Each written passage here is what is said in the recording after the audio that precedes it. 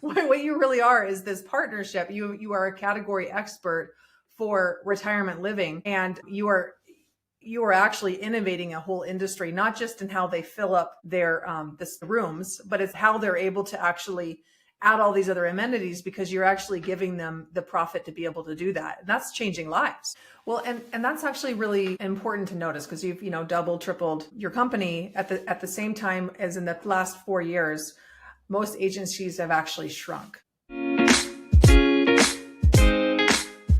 Hi, this is Mandi Ellefson, host of the Hands Off CEO podcast. Today, I have on the show a really special guest, a member of our tribe, actually, Jerry Vinci. When you say niching down, they're like, yeah, I'll just create content for this one niche and then they'll all come to me. But then when they come to you, it's like they're going to ask you the question, what about your service is specific to plumbers? Why are you getting better results for plumbers than someone else? You might be able to attract that clientele, but how are you helping to solve their problems better than the next person? And that's where the niching down really has to live. You have to be able to answer those questions and speak specifically to how you're solving a problem for that specific customer. And tell me about CCR Growth. Like, who do you guys serve, and what kind of results do you get for clients? We're a digital marketing agency that focuses specifically on the senior living industry. So we typically help senior living providers or senior care businesses generate better leads, better results. We kind of focus on a couple different areas: marketing. We help with sales processes, and then the systems that they're using to measure their results. So it's kind of a 1, 2, 3 punch. And so there's a big challenge right now in the senior living industry, because just the number of older adults that are entering the market is rapidly increasing over the next 5 years and then the next 10 years after that. And so there's a lot of providers out there that need help. They need help with visibility. They need help getting their message out. They need help getting their sales teams to more effectively communicate with prospects. So we're kind of, focused on all three of those areas. Awesome. So what kind of results do you get for clients? The biggest thing that I always tell people is that we help you fill rooms faster, because that's the biggest thing. At the end of the day, in my industry, it always comes down to dollars and cents, right? Every business does. But I think because we're dealing with people and we're not dealing necessarily in financial transactions, there's more context, and it's more attractive for people when they hear you say that I can help solve your problem faster, right? So that's kind of where we focused. And we tried a couple of different ways. When we first started this, we had a couple of different offers where we were like, we had a guarantee of we helped generate 1.5 million in additional revenue per community in 12 months or less. That was like the first guarantee that we had. And we're just like, this just isn't sticking. Like, nobody's really resonating with that. And we found working in a corporate space where communities are typically part of a larger conglomerate, right? Or there's a marketing team, but then there's the CEO, the CFO, the COO who's sitting above that. And typically we're working with the marketing teams or the sales teams. So we're not actually working with the executive team in most cases. So the marketing team doesn't really care about revenue. They care about generating leads. They care about getting results, and then, being able to do that consistently. So that's ultimately why we kind of shifted around that language, to really appeal to the problem that they're trying to solve. Great. So, but you actually can, though, for each community, add $1.5 million for each community. Yeah. I mean, it obviously would depend on the size of the community. I would say that's probably the minimum that we would be able to add. The biggest thing that we're able to do is to drive down the cost that communities are paying per move-in, because in the senior living industry, a lot of communities, they're paying referral agencies to essentially send them leads. And then if this community takes one of those leads from a referral agency, they have to pay out at least 1 month's worth of rent for that referral agency as like the finder's fee. And sometimes it's even more than that. So essentially every single resident that they get through that, they're losing money for the first 1 or 2 months. And that can cost them anywhere from $4,000, $5,000 up to like $12,000 for that one move-in, depending on the level of care that person's moving into. Whereas we can come in and we can give them an entire marketing team, an entire marketing strategy. And on average, we're getting move-ins for anywhere from like $1,500 to $3,000, and $3,000 is on like the high end. So it's typically much less than that. Right. So you're able to fill the rooms for a fraction of the price that your competitors can. Exactly. So I like what you said about, you first looked at $1.5 million in extra revenue per community. And if you're looking at 10 communities, that's a lot of money, right? But Sure. then as you tested that, you recognized that wasn't the right thing that landed with them, but we got to start somewhere. So you guys just knowing and being able to get clear I know you went through the process of niching down and identifying where you could make your biggest impact. Just knowing that you could be able to, at a minimum, add a 1.5 million per community that you take on for a client. How does that impact how you're going out and selling and the confidence that you have? Yeah, I mean, knowing that right off the bat really helps, because I think, again, this is a people industry. So when you can start quantifying what that number means to that community, if you can save a community $1.5 million or generate an additional $1.5 million, that's like, that's multiple people that they can bring in, staff members. They can add more programs for their residents. They can improve their culinary program. They can create just way more opportunities for residents, for staff, and for family members to just have a way better experience. So overall, it just completely changes the dynamic within the industry and within that community. And see, that makes a lot of sense too, because you're looking at, this is the amount of value we can create for them, like dollar wise, but how this translates to them is that, for example, the culinary program, that's a really great competitive advantage too. And you listed a number of those things there, but it ultimately makes their business be a lot better. And they might have some real emotional triggers to those things as well. Big time. I mean, you think about the fact that if somebody's thinking about moving into a community, I mean, your meals, right? Three meals a day, where are you getting your food from? That's going to be a big deal and a big selling point. So anytime they can make improvements to things like that, or the activities, if a community can build a movie theater right there on premises, so somebody doesn't have to go somewhere else to enjoy that activity now. You see some of the larger communities now are building golf courses and like just a lot of crazy amenities just to create more of a lifestyle community rather than just this facility or institution that, we're sending old people to, where they just, get to live out the rest of their days. It's not like that anymore. It's about expansion and people are moving into these communities who aren't even retired yet. So we're not even calling them retirement communities now. It's like it's lifestyle. Mm. This industry has gone through a dramatic shift since COVID. I mean, before COVID, a lot of communities were seeing profit margins of like 40% or higher. And then COVID hit and their profit margins dropped to the 10, 20%. I mean, which most businesses would be grateful for that, right? So, but for them, having that additional operating budget and revenue and profit margin really helped them create opportunities to continue to expand and build and grow as a community. And they lost all of that from COVID. So there was this dramatic shift of now, how do we get that back? How do we still create these programs? How do we bring in the best staff possible without that profit margin? So it's almost like a calling and like you said, a partnership. But what I want to say is that's not where we got started. Ultimately, I mean, I've been in business for 21 years and I started off as just a general marketing agency. We happened to stumble into the senior living space about 12, 13 years ago.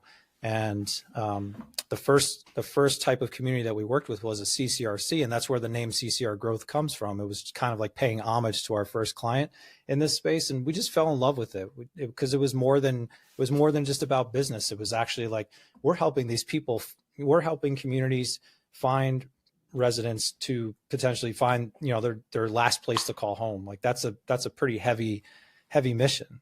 So we just fell in love with that. So I know back a few years ago when we connected, how many years ago was that? About maybe 5, 4? I can't remember. Yeah. 4 years, I think. Okay. So I know that you were still positioned as a digital marketing agency and you worked with a number of different niches. So how is your business different now versus when you were working with a number of niches under like the brand of an agency, like a digital marketing agency? I think it's probably one of the scariest things for a small business to do is to niche down or to think about niching down, especially when you say, well, I can serve all of these people, because in marketing, most businesses have the same problem. You know, they're either struggling with sales, they're struggling with visibility, they're struggling with reputation. You know, those are typically the three biggest challenges. So that's not really industry specific, you know. So I think from my perspective, it was hard to just let that go and say, hey, I'm going to really just think about one industry and how I can solve problems for it. But I can tell you, from the time I started with you, that whole process started, right? We started thinking about, okay, what is a niche that we really enjoy working in, number one. Number two, how do we take our entire business model and now reshape it to this industry? And that's ultimately what we had to do. And the outcome of that is that it's so laser focused. Everyone on our team is now a subject matter expert in one industry. So I can put any one of my team members on the phone with one of my clients, and I know that they're going to be able to speak intelligently about what is impacting their results, what challenges this client is experiencing, and how we're positioned to help them with the strategies that we implement, because it's all focused on that senior living industry. So you can just step into these situations with so much more confidence. And ultimately, because you're talking, living, eating, breathing this day in and day out, you just naturally become confident and a subject matter expert yourself. It's kind of impossible not to. So how much easier is that scaling a company like that versus what you were doing before? How much what? How much easier is it to scale your company in this way versus what you were doing before? Oh God, it's night and day. I mean, before it was all about just finding the right people and essentially getting them on the bus. And now it's been night and day, because we're building up a name for ourselves in one industry that to the point. And I would say we're lucky because we're in an industry that there's not a ton of competition. I would say there's probably a handful of maybe 5 to 10 marketing and advertising agencies who are exclusively dedicated to my industry. So it's a small group, but the ones who've been here have been here for a long time. And I think a lot of our prospective clients are looking for something new. They're looking for something different and something innovative. And we're coming in with a totally digital strategy, which in the senior living space is kind of unheard of, because it's an antiquated space, to say the least. Like, they're usually 5-10 years behind when it comes to tech and technology. I mean, they're like just getting on the bandwagon with AI and with data and personalization. And there's all these aspects of marketing that we've been using for years, in other industries, and they're just kind of getting their feet wet. So one of the things that I heard you say that I really want to reiterate is that you're building an entire brand around this. You're becoming a subject matter expert, not just in like your craft of like, we do these tactics and we do this work. This is the service, which is what most professional services are doing. They're like, here's a service, here's the deliverables. And what we're seeing in the market is that is really not working. Everyone's starting to wake up to that, because money is no longer cheap. It's a little bit harder economy, and prospects are pretty tight in the purse strings. So just going after and saying, I'm going to give you this deliverables, everybody's doing that. That's not unique at all. And they're willing to pay a lot more for a subject matter expert who actually has a proven track record, and you've built an entire brand around that. We have. And I think one of the other important pieces of it is it's not just about building the brand, but it's about building something proprietary within the brand that makes it unique, Exactly. And that was something that we've done over the last 2 years. I mean, I fleshed out the concept of what CCR Growth was going to be during our time together when we were working on this. And then I took about a year to really just figure out how we were going to deliver this to the market in a way that was going to be unique and make people stop and think about the way that they were doing things. So we created our own way of of delivering this product. And there was a coaching session, not a coaching session, but a strategy that I worked through with someone else, that it's called a unique mechanism, essentially. And what we're doing is we're answering all those questions about how we deliver service, right? How do we do it? Why is it better? Why is it faster? Why is it more effective? And probably 50 other questions. But when you can answer all of those questions and really identify what makes your thing better than the next person or more unique than the next person, then you have a platform. Then you have something you can go out and sell. And that's ultimately what we did. We're CCR Growth, but we have the senior innovation growth suite, right? Our senior growth innovation suite. I'm sorry. It's called SGIS for short.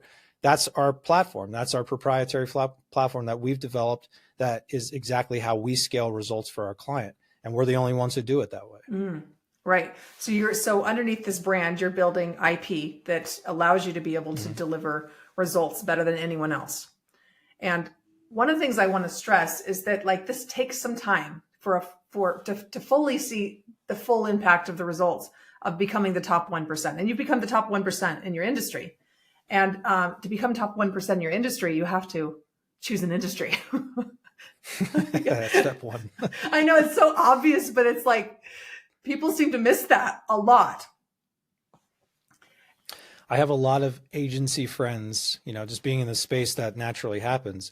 And I can tell you, most of them have said to me, wow, it's so amazing what you've built. I wish I would have niched down when you did, but I haven't. And here I am still kind of stuck doing what I was doing 2 or 3 years ago, and they're just seeing the trajectory is just completely different for us right now. And I can only attribute that to niching down and then growing and building everything around that focus. I love it. I love it. So one of the things that we talked about, it taking longer to see the full impact and full results of becoming a 1% brand, and being willing to put that time in there. But I also want to talk about, you can see results from this very quickly too. I remember pretty early on, you were able to connect the dots and actually start hiring a salesperson because it was so much more clear. I remember that, one of those things, and how your pricing increased on top of that. What kind of things did you see pretty early on as you're making the transition? Yeah, I think personnel was the biggest challenge, because for whatever reason, when you niche down, it's people are either on the bus or they're not, right? They're either all in or they're not. And I think it really requires your team, at least in a smaller business, right? I mean, we have 30 employees right now, so it's a smaller team.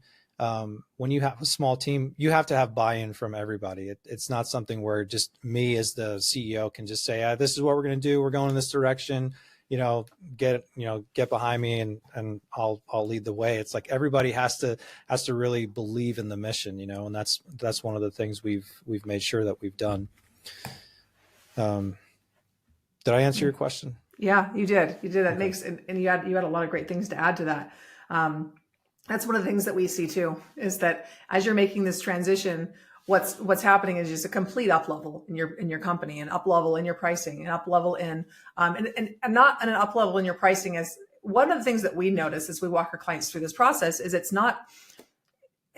that the pricing is not because we said go and increase your pricing, go and double your pricing, which we typically do, but it's because you're seeing you're actually quantifying what the results are that you can deliver for clients. And that's part of how you actually select your right client, because you look at your use cases for what kind of results can we create for clients, and under the right circumstances, what kind of results. I mean, and you saw it. Okay, we can generate minimum 1.5 per community. So that right there, that number is a more compelling number than some of the other ones. And also on top of that, there were some other factors that you felt really passionate about it, and that really makes a difference too. So when we're evaluating the niches, we're evaluating where we could deliver the biggest results for each use case, and then narrowing down in that. And then you need to get everybody on board for that, because there are going to be some people that are more on the lack side, let's call it, and they're not really being abundant, and they're scared. And I don't know if you've seen this, but we see this all the time, that you have team members that are scared. And there's nothing wrong with that. You just need to lead and guide them through it. but there's some people who are just not going to make the cut. And I think that's just part of it. So how did you be able to work through that, as not everybody was able to make the cut? For us, I really think the salesperson that I hired ended up becoming our agency director. So that was one of the best things that we did, because it allowed me to really just focus on what niching down would look like and how we would scale the business around that. Because if I had to worry about managing everyone in the business as well as managing the business on top of it, that would have never happened. That would have never happened. One of the things too we talked about was results. And I think, like, when you niche down, one of the biggest challenges is your clientele, they're going to want to see results that are specific to them. And I think that's the scary part too, when you niche down, is, oh, I'm not going to have anything to show these people. Like, I haven't worked in this niche before. How am I going to show results? So when you say it takes time, it does take time, because you may only have one client in this niche or two clients in this niche. And you have to build some case studies. You have to build results. You have to be able to prove that that value proposition has to be real. You can't have, platitudes out there just saying, we can do this, we can do that, blah, blah, blah. Then you're just like everybody else. But when you can actually, say without a shadow of a doubt, I can generate X result for you in X amount of time. Here are the results. Here's 3 other clients that I've done it for. If you want to talk to them, here's a reference, that's the best case scenario, but that does take time to build. Right. And you're building a body of work. And one of the things that we really stress now that we didn't talk about as much as when you were going through the program earlier is around success conditions. And we probably did talk about, I know we talked about the sales criteria and the sales qualification, but it goes even deeper than that, because there's what are the success conditions that we need to be able to create this transformation? And looking backwards, and I'll use that example again. Let's say that you're adding, again, 1.5 million to a community in a year. What success conditions do we need to have in place? Well, we need to probably have a certain size list already that they have. They need to have leads. Maybe they need to have ads running already. Maybe there's certain criteria that they need to have in order for you to be able to do that. And one of the biggest things that we've seen help our clients be able to drive results that are a lot larger than they've ever been able to drive in the past are these success conditions, and getting very clear, starting with the end in mind, and then looking back and saying, what did we do to be able to create that? What do those success conditions look like? And that's what allows you to really be able to step into and claim the top, like you guys have done. And I think really understanding the numbers of your client too, being able to talk about like LTV, like lifetime value of client acquisition, is huge. Because in our business, for example, if you take like independent living, which it's not like assisted living or memory care where the average length of stay is like anywhere from say 12 to 18 months. For independent living, somebody might live in that community for 10 years or 12 years or 14 years. So if your cost to that community to get one move in is like $3,000, but they're going to have that revenue coming in for the next 10 years, it's a drop in the bucket, So you really have to understand who you're talking to and what type of results they're going to expect from whatever it is that you're delivering to them over a period of time. And then that really changes the conversation too. Yeah, absolutely. And you only know those numbers and can get that intimate with those numbers and how they all fit together if you're niching down. Yeah. And I think exactly. there's a big mistake that's made around niching down, where you think, well, we're going to do this service, like we're going to do digital marketing, or we're going to do SEO for plumbers. Like you've niched down, at least you've found a market, right? But that doesn't necessarily mean you're becoming a subject matter expert. I think it starts with a thesis where you're saying, these are the kind of outcomes we want to create. This is what we want to be known for. And without that, certainly you've narrowed your focus. That's better, right? And we have a lot of clients that have come to us who they've already, what they've considered as niche down, but they're not getting the full results out of niching down. They're like, I've niched down, it's not working. Well, maybe it's not working as well. It's because you haven't done what you're talking about here, is that being able to talk about the numbers, being able to understand the full impact that you're making across all the board. And now you're no longer a digital marketing agency, you're truly a growth partner for your target market, because you're actually able to help them in so many other ways. It just happens organically, I'm sure. I think you using SEO for plumbers is a perfect example of what not to do, you know, because I think a lot of people, that's where their mind goes. When you say niching down, they're like, yeah, I'll just create content for this one niche and then they'll all come to me. But then when they come to you, it's like, they're going to ask you the question, what about your service is specific to plumbers? Why are you getting better results for plumbers than someone else? You might be able to attract that clientele, but how are you helping to solve their problems better than the next person? And that's where the niching down really has to live. You have to be able to answer those questions and speak specifically to how you're solving a problem for that specific customer. Right. And I know you've built a platform around this. You have a podcast. What is your podcast called? It's called From Leads to Leases, and it's all about senior living. I do solo episodes. I also have guests come on and I talk to thought leaders in the industry. We talk about everything from marketing and sales challenges to policy changes at the government level, staffing issues, housing issues. There's all sorts of fun stuff we talk about, but it's been a great experience, and it's actually been one of my top channels for generating new business. And how long have you been running that podcast then? We started I started recording episodes like last February, and already we're one of the top senior living podcasts that's out there right now. We're consistently publishing every week. So it hasn't taken much to get out there, but I think because we're continuing to deliver value and we're not really asking for anything in return, it's been a great value add for a lot of our audience. Right. So do you finding you're getting more business from the connections and the relationships from actually recording the episodes, or more from the audience growth more organically? It's a little bit of both, I would say. A lot of our guests will tell other people about the podcast. Number one, because they're excited because they're on it. So they'll promote it. They'll cross promote it with us. And then when that happens, naturally their audience gets interested, and we'll get people reaching out to us that are like, hey, I heard this episode. I'd love to be on your show, or I'd love to learn more about it. And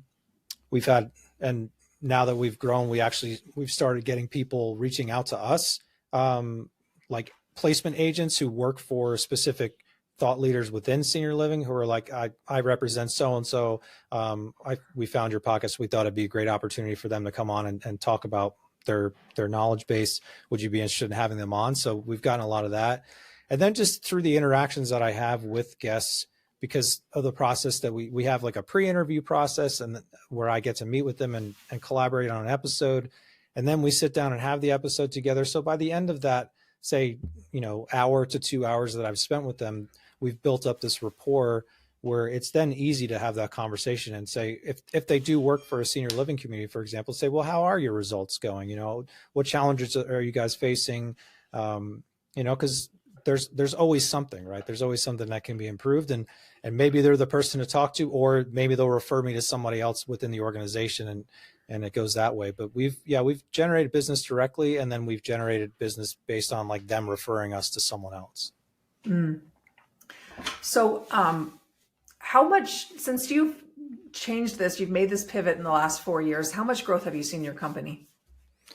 Without a doubt, revenue wise, 2 to 3X what we did before, and team wise, it's at least a twofold increase. Mm-hmm. We just onboarded 3 new team members yesterday. So it's just every month, it seems like more and more is happening, Right. Well, and that's actually really important to notice, because you've, doubled, tripled your company at the same time as in the last 4 years. Most agencies have actually shrunk, and they've worse than shrunk, because what's happened is that 2021 happened. There was a big burst. There's all this money, people throwing around, growth. Yeah. And then they built up these teams, and now they're like, okay, we have these teams, our expenses have gone up, but our sales have gone down. So some of them are actually in a much worse off situation, versus you guys have actually been able to profitably more than double your company. I think being an agency too, at least in my space, being a marketing agency or advertising agency, I think one of your missions should be to recession-proof your clients as best as you can. And I think that comes from partnering with them, and making sure that we're solving the problems that are impacting their bottom line first and foremost, because we know that if we can solve those problems, that everything else, is just icing on the cake at that point.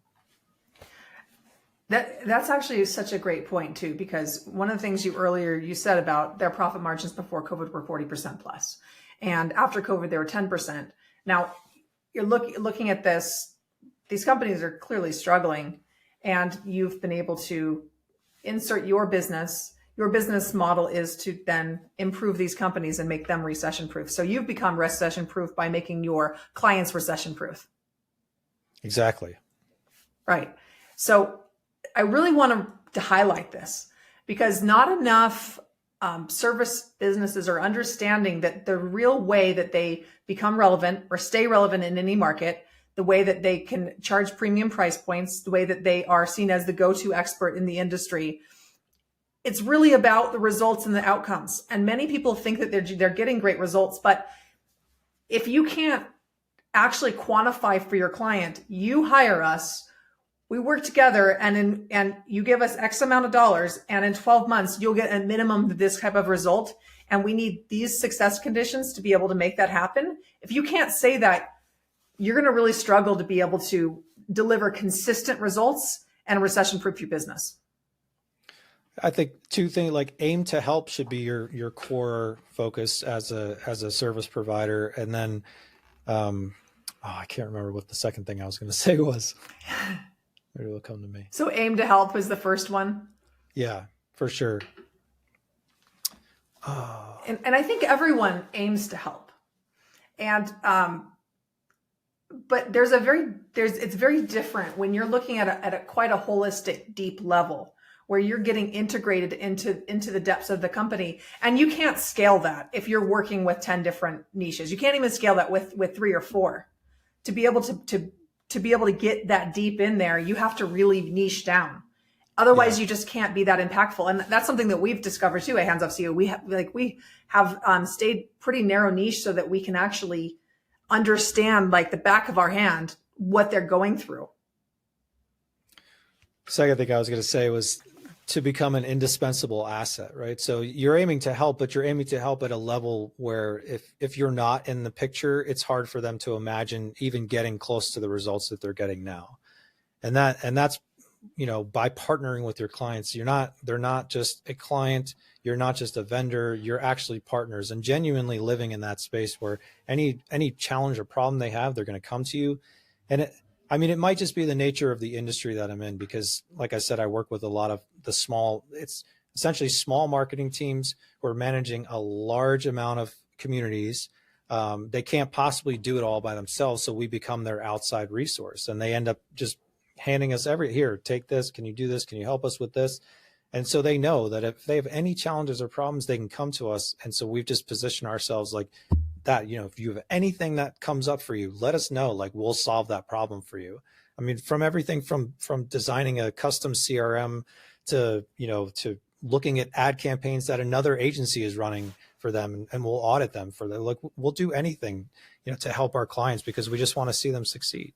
Mm.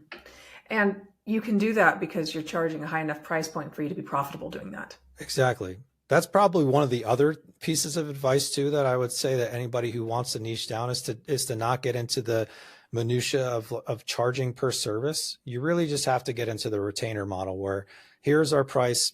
For example, it's $96,000 a year to work with us. And for that price, these are the 5 focus areas that we're going to be working on with you.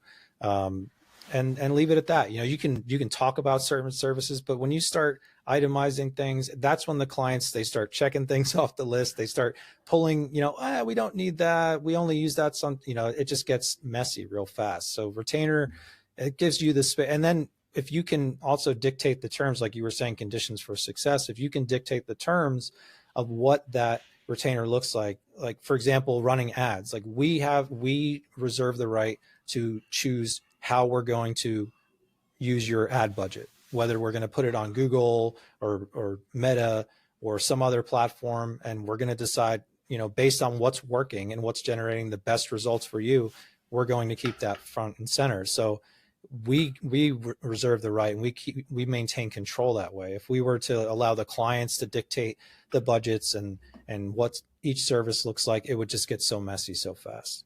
Yeah, absolutely.